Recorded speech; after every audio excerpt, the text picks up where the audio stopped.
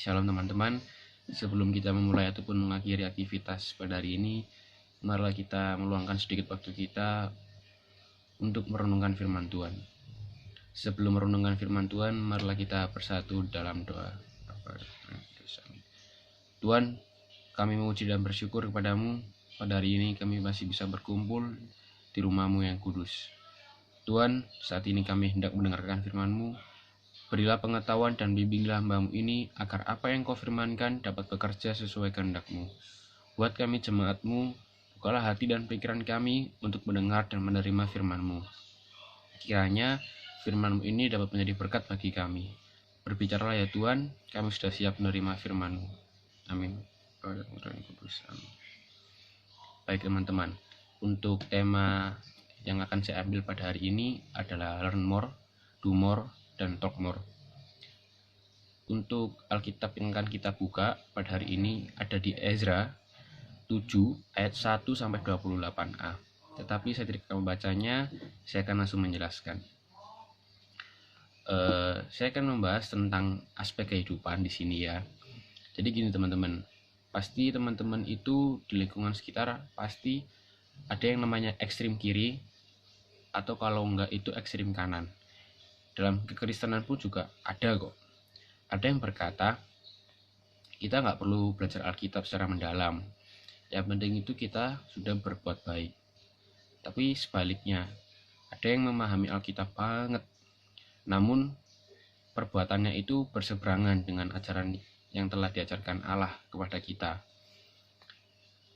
Di Ezra ini, Ezra itu diberi kuasa oleh raja yang namanya itu Artasasta untuk mengatur kebaktian dalam rumah Allah.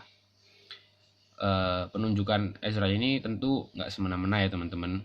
Ezra itu memang layak untuk dipilih. Dia itu seorang ahli Alkitab, ada di ayat 6. Meskipun Ezra udah disebut sebagai ahli Alkitab, dia itu tidak berhenti meneliti Alkitab, Taurat. Dia itu terus melakukan dan mengajarkan kepada orang Israel. Ada di ayat 10, dengan tekun mempelajari Taurat Tuhan, dia itu mendapatkan hikmat Allah untuk mengatur bahkan menjadi hakim atas rakyat Israel. Ada di ayat 25. Ezra itu pribadi yang berintegritas. Dia bukan hanya seorang intelektual besar pada masa itu, namun dia juga merupakan seorang yang menjadi teladan di antara rakyat Israel.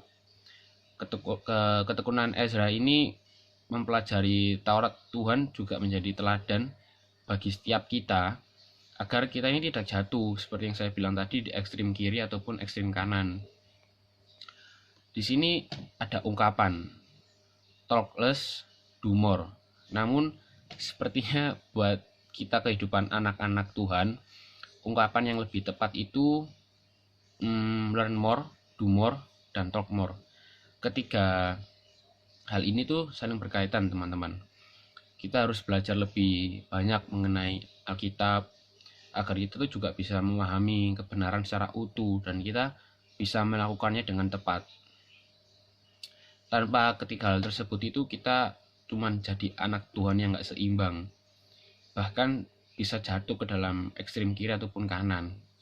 Soalnya kita tidak bisa mengajar tanpa belajar, bahkan kita tidak melakukan kebenaran tanpa terlebih dahulu memahami kebenaran. Jadi menurut saya pesan yang bisa diambil itu, kita jangan pernah berhenti belajar Alkitab, jangan berhenti mempraktekannya, jangan juga berhenti untuk mengajarkan kepada orang-orang yang rindu akan kebenaran Allah. Sekian renungan untuk hari ini. Sebelum menutupnya, marilah kita bersatu di dalam doa. Terima kasih Tuhan atas firman-Mu yang Kau berikan kepada kami. Kiranya apa yang Engkau firmankan bisa kami tanam di hati kami masing-masing, dan kuatkanlah kami untuk melakukan apa yang Kau firmankan sesuai dengan kehendak-Mu. Biarlah perkataan-Mu menyegarkan jiwa kami, menghidupkan hati yang lemah dan lesu, dan membangkitkan harapan dan kasih. Dalam nama Tuhan Yesus Kristus, kami berdoa dan mengucap syukur. Amin.